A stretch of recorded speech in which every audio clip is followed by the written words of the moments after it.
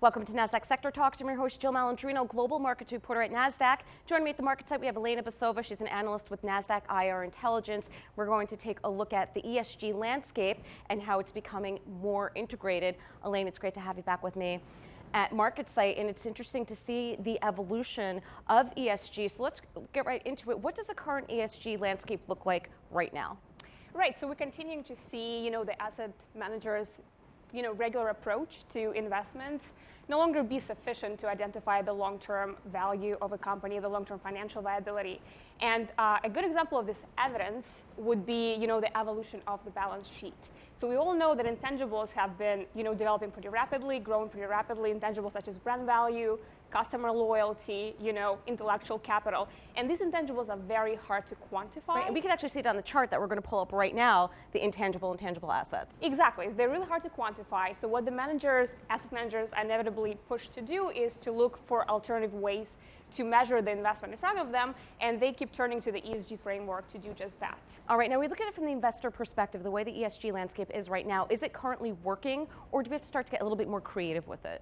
I think more creative because we've been seeing BlackRock and Wellington and other asset managers turn more to the integrative approach and engaged approach, utilizing proprietary research as well as direct engagement versus just relying on the agency reported scores as they used to be. They used to work pretty well, but we no longer think that works that well. So what's not working, and how can our clients benefit from understanding how the process is evolving? Yeah, so as the ESG framework is evolving, and becoming more sophisticated and quite frankly more transparent, as it's no longer this black box that we used to have to deal with all the time, we think that investors are looking for more ways to generate alpha.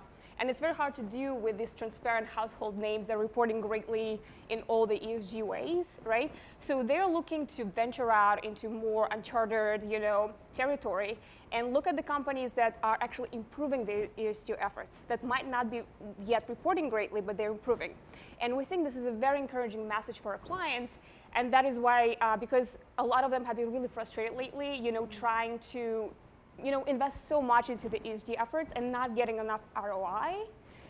So right now, what we're trying to tell them is concentrate on reporting the ESG efforts specifically versus previous year, for example. Showcase that, and all of a sudden you'll be able to tap into many more, fresh pools of capital than you ever imagined. So it's almost like taking an early stage company and you're helping them to get to a mature place, but in the ESG space. Exactly, perfect, yes. All right, Elena, thank you so much for joining us on Sector Talks. And thank you for joining me. I'm Jill Malandrino, Global Markets Reporter at Nasdaq.